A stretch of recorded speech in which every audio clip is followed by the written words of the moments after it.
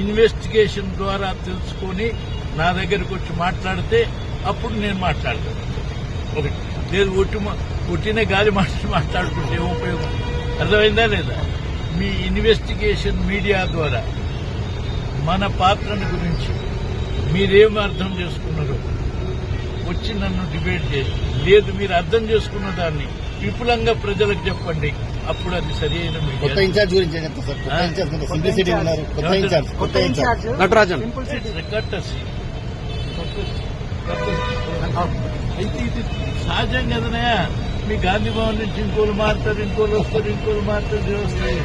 ఇది ఒక routine course, ప్రత్యేకత.